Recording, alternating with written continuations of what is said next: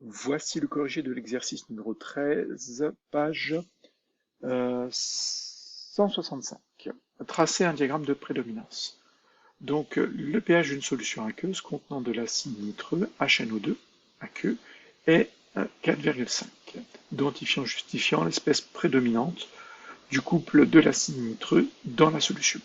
Donc, on connaît le pK de l'acide nitreux et de sa base conjuguée qui vaudra 3,3. Donc ici, c'est annoncé dans le titre, la justification va se faire par le tracé d'un diagramme de prédominance. Un diagramme de prédominance, c'est un axe de pH,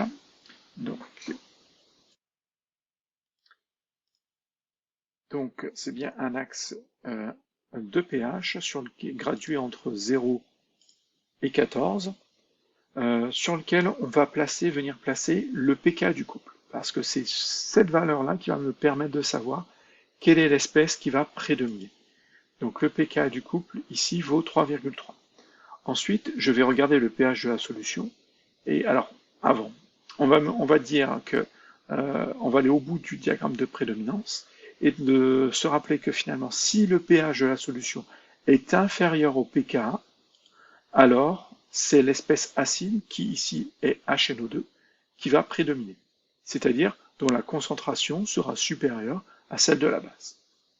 Si j'ai un pH de la solution qui est supérieur au pK, c'est-à-dire supérieur à 3,3, alors ça sera la forme basique de l'espèce chimique qui va prédominer. C'est-à-dire ça va être la concentration de la base sera supérieure à la concentration de l'acide, et la base ici c'est NO2-.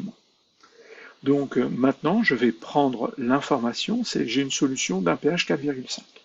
Donc je me place ici, je sais que le pH vaut 4,5 de la solution, donc j'ai bien un pH qui est au-dessus du pK. Donc je suis dans la zone où NO2- prédomine. Comme on peut le lire sur le diagramme de prédominance, avec pH de la solution qui est supérieur à pK, NO2- prédomine. Donc voilà la petite phrase qui finalement permet de faire la réponse parce que j'ai construit ce diagramme de prédominance qui apporte toutes les justifications.